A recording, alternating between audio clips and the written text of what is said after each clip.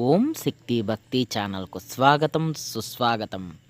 ఈరోజు వీడియోలో కేదార్నాథ్లో ఉన్నటువంటి కేదారేశ్వరుని ఆలయం హిమపాతము అంటే మంచు కురిసే సమయంలో ఏ విధంగా ఉంది అనేది నేను మీకు చూపిస్తున్నానండి.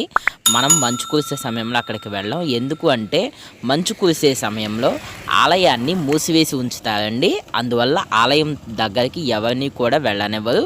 సెక్యూరిటీ అంతా కూడా ఫుల్ టైట్గా ఉంటుంది. ఎవరో ఒకరు మాత్రమే వెళ్తూ ఉంటారు. నిత్య పూజాధికారులు కూడా జరగవండి అక్కడ. ఎందుకంటే తర్వాత గుడి మొత్తము కూడా మంచుతో కప్పబడిపోయి మూసుకుపోయి ఉంటుందన్నమాట. పూర్తిగా మంచులోకి వెళ్ళిపోతుంది గుడి. అందువల్ల గుడి లోపల అఖండ దీపం మాత్రం ఎప్పుడూ కూడా జ్వలిస్తూ ఉంటుందన్నమాట. కానీ అక్కడ కొంతమంది నివసిస్తూ ఉంటారు. అంటే కొంతవరకు మూసుకుపోయే వరకు కూడా అక్కడ కొంతమంది జనాలు ఉంటారండి. చూశారు కదా. ఈ విధంగా మనకి మంచులో కేదారేశ్వరుని ఆలయం ఏ విధంగా దర్శనమిస్తుంది. మామూలుగా అయితే కేదారేశ్వరుని ఆలయం చాలా విశాలంగా ఉంటుందండి. చాలా బాగుంటుంది. చూశారు కదా, మంచులో కూడా ఆలయం ఎంత శోభాయమానంగా ఉందో.